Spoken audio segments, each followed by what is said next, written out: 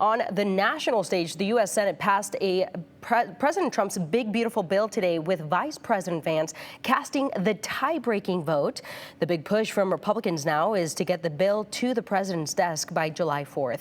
NBC's Alice Barr has details from Capitol Hill. In a major win for President Trump, Senate Republicans narrowly passing his signature spending and tax cuts bill. Make sure people's taxes don't go up tomorrow, the next day, forever.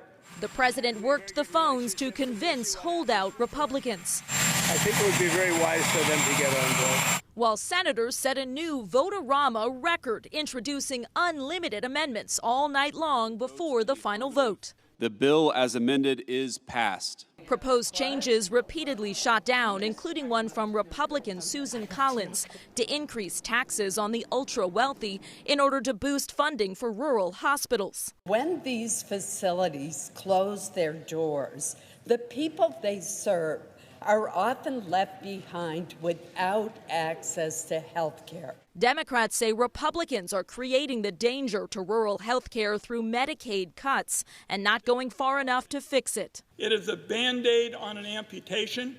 It provides just a tiny fraction of the nearly $1 trillion in cuts. More than 11 million Americans are expected to lose their health care. Republicans argue the overhaul will help keep Medicaid running long term. Also touting the bill's extended tax cuts and billions for defense, deportations, and the border. Spending the nonpartisan Congressional Budget Office estimates will increase the deficit by more than $3 trillion. President Trump's one-time advisor Elon Musk resuming his online attacks, saying Republicans who campaigned on cutting spending and back this bill, quote, will lose their primary next year if it is the last thing I do on this earth. Now that the bill has narrowly passed through the Senate, it heads back over to the House, where it has to pass without any changes in order to meet President Trump's deadline to get it to his desk by July 4th. There are some House members, though, voicing frustration with some of what they're seeing come out of the Senate. In Washington, Alice Barr, NBC News.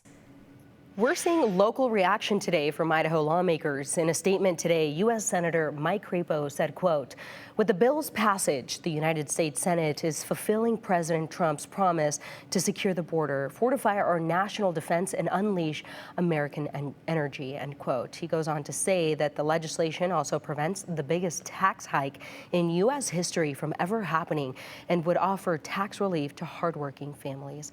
Senator Jim Risch also responding today, saying in part, quote, after 27 hours of voting, the big, beautiful bill has passed the Senate. This bill delivers on our promise to cut federal spending, secure the largest tax cut in American history, and strengthen our southern border. One part of the bill that has already been taken out is selling public lands. Utah Senator Mike Lee withdrew a conversational pitch that would have paved the way for the sale of up to 1.2 million acres of federal public lands, a majority of those in the West. Idaho Senator Jim Risch is a key player in explaining the values of public lands to those who are not familiar with the West. They live differently than we do on the East Coast. I get it. Ours is different here in the West, particularly in Idaho, where 2 out of every 3 acres is owned by the federal government. Even more of that is public land. We love it. We use it.